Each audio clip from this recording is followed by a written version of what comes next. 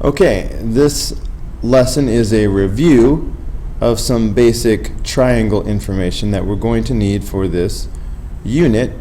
This unit is going to be all about right triangles. So let's see. Problem number one. Be aware that we're told that segment AB is congruent to segment BC. So we should probably mark that. Okay, segment AB is congruent to segment BC. And BD is perpendicular to AC. So here's BD, here's AC, they're perpendicular. Let's keep that in mind. Now with that in mind, BC is the what of triangle BDC? Well, here in yellow is triangle BDC. And so we're being asked, what is BC here? Well, BC is the hypotenuse of this triangle. Remember, the hypotenuse is the side that is across from the 90-degree angle. That's why the answer to number one was hypotenuse. Now, looking at the same triangle, BDC, the yellow one, BD is called a what? Well, BC was the leg, but BD, which is this right here, is called a leg. All right, it has also, they didn't ask this, but DC is also a leg. So every right triangle has two legs and a hypotenuse. So that's why the answer number two was leg. Now look at number three. AC is the blank of isosceles triangle ABC. Well, the whole triangle is isosceles triangle ABC. And we were told that these are the two sides that are congruent. That makes AC here the base of the isosceles triangle. Okay, AC is the base. So that's why the answer number three is the base.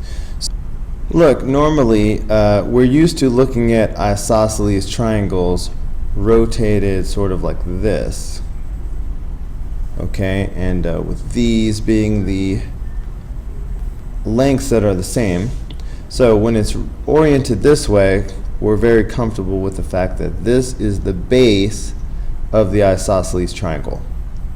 But just understand that even when it's like this, the third side that's not congruent is still the base. Okay, so that was number three. So number four, the legs of isosceles triangle ABC are. So an isosceles triangle has a base and two legs.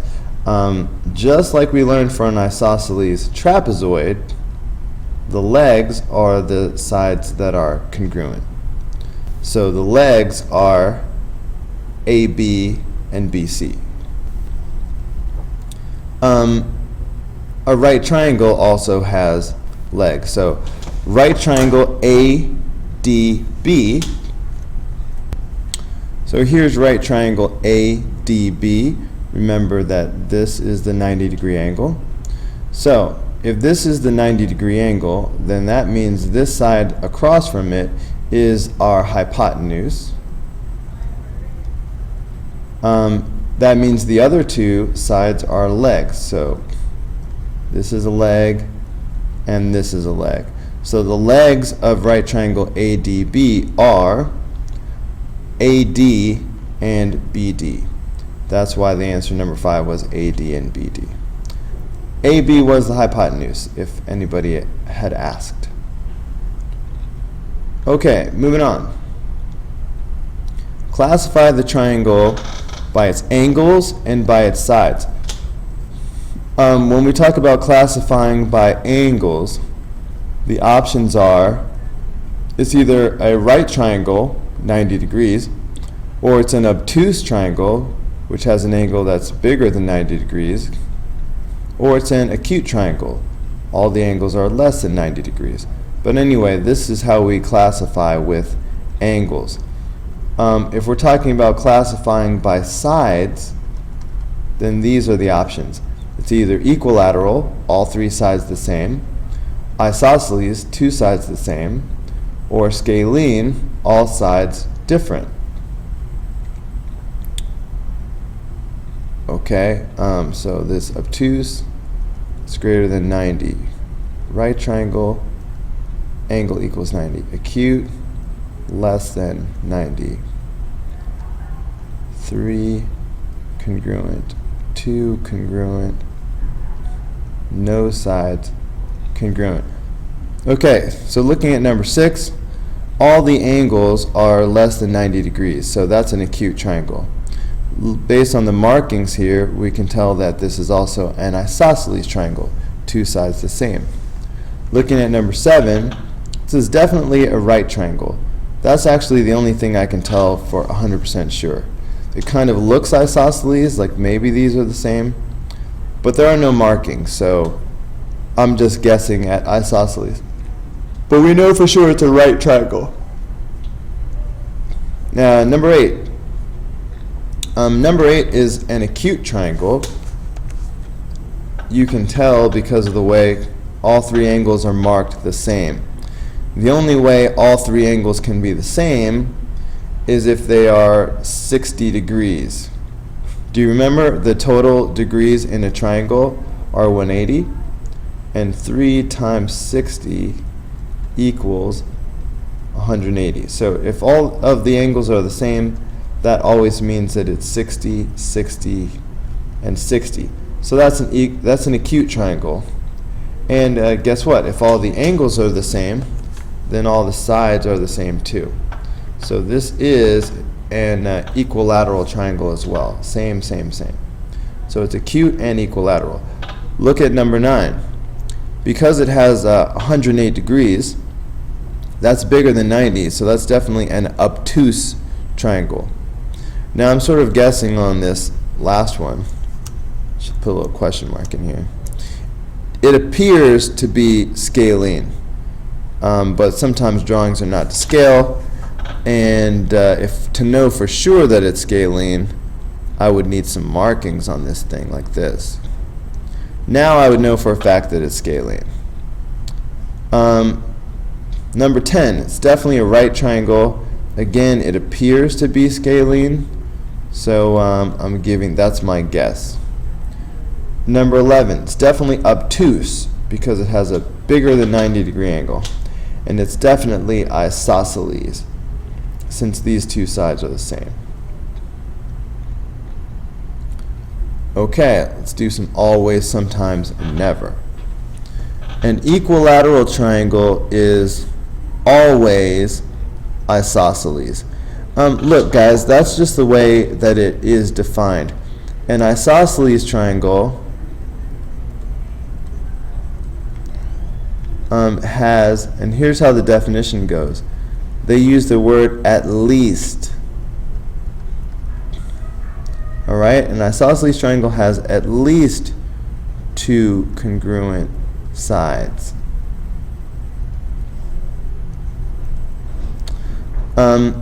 That means technically if it has all 3 sides congruent, it's still isosceles because it still has 2 sides congruent as well. So this is one of those deals where every equilateral triangle is also isosceles. So that's why number 12 is always. An isosceles triangle is always, sometimes, or never an equilateral triangle. Well, that's sometimes. Here's an isosceles triangle that is not equilateral. Here's an isosceles triangle that is equilateral. So 13 is sometimes. A right triangle is never an acute triangle. If it has a 90 degree angle in it, it's a right triangle. It's not. It can never be right and acute at the same time. And number 15, an exterior angle of a triangle is sometimes acute. Let's take a look at what an exterior angle is. I'm going to use the picture from number 11 as a model. An exterior angle is what I would see if I take one of the sides of a triangle and I extend it out. So if I take this side and I extend it like this, then this angle right here is an example of an exterior angle. And so this would be exterior. And this one would be acute. Okay, because that would definitely be less than 90 degrees. But look what happens if I do the same thing with another side of this triangle. If I take this side of the triangle and I extend it, okay, let me move this out of the way for a second. Now, this angle right here is an exterior angle. But this one is obtuse, because we can see that that is definitely bigger than 90 degrees. So that tells us that an exterior angle is sometimes acute. Sometimes it's acute, sometimes it's obtuse. It can even sometimes be a right angle, for that matter. Take a look at number 10. If I take this side of this triangle and I extend it, then now I can see that this would be an exterior angle. But this particular exterior angle happens to be a right angle. So an exterior angle can be a right angle or acute or obtuse. So sometimes.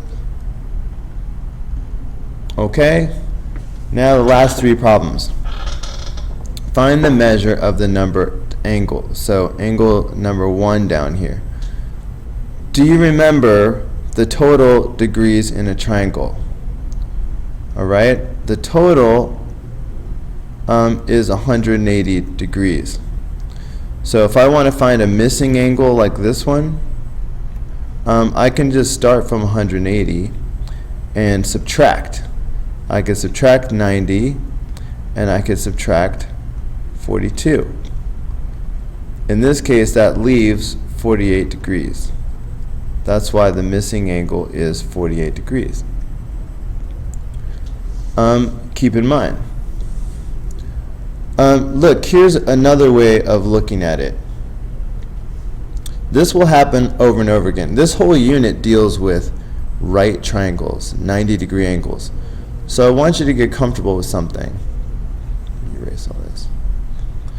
Anytime you see a 90-degree angle, let's start by subtracting that from 180. What's 180 minus 90? That's 90. So as soon as you see a 90-degree angle, if you take that away from the total, that means there's 90 degrees left. That means there's 90 degrees left for the remaining two angles, the other two angles. So the 42 plus angle 1 should add up to 90. What that means to you is we don't need to subtract from 180 if we have a right triangle. It's just a little bit of a shortcut.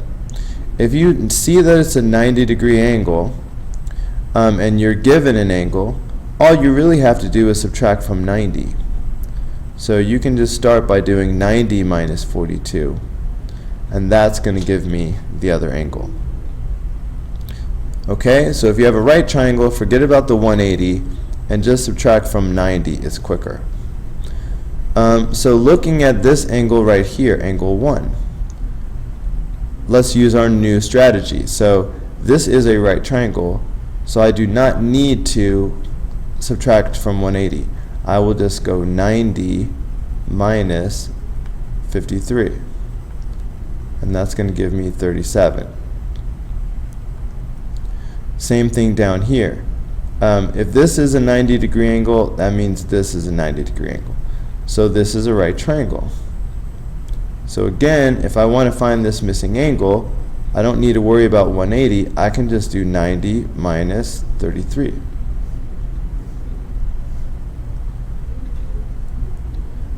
Okay, and that's going to give me 57. Okay, last problem. Okay, so looking at number 18. Here's a key thing that we're doing here. Anytime you have a straight line, say if I have a straight line like this, how many degrees am I looking at if I am looking at a straight line? If I'm looking at this like it's an angle that's wide open, so look at this as a vertex, like this is some kind of angle that's wide open. I'm hoping that you will understand that a straight line is 180 degrees.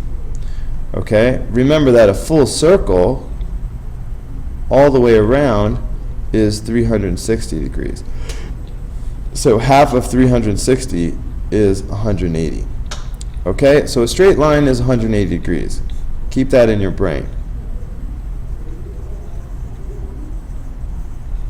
Now, if a straight line is 180 degrees,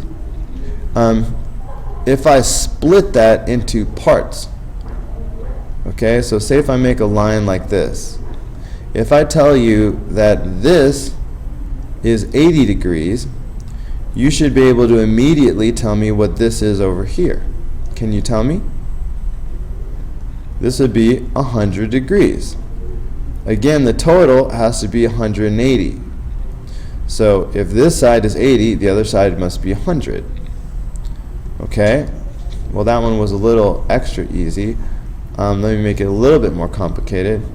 What if I told you that this was 57 degrees? How would I find this angle over here now?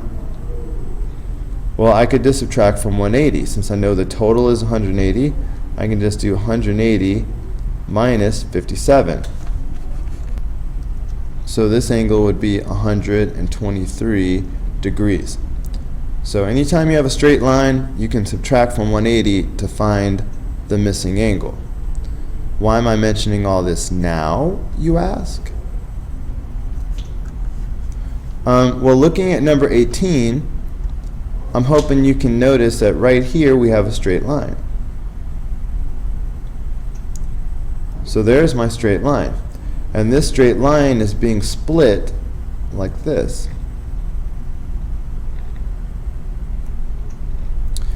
So again, the total degrees of this straight line, if I look at this, sort of like this, all right, the total degrees here is 180. All right, that's a total of 180 degrees. So if I know that this part is 102, if I want to find this little piece over here, I can just subtract from 180. Okay?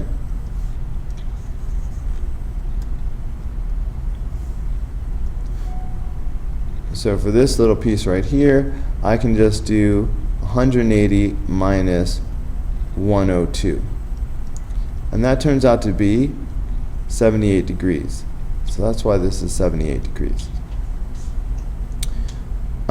So first I get the 78 degrees. Now if I want to find angle 1, now I can go back to the fact that all the degrees in a triangle have to be 180. So if I want to find angle 1 now, I will say, okay, start with 180. I will subtract the 68, which I was given, and then I'll also subtract the 78 that I just found. That should leave me with the third angle, which turns out to be 34. Okay? That is how you do this. So that was our little review of triangle knowledge.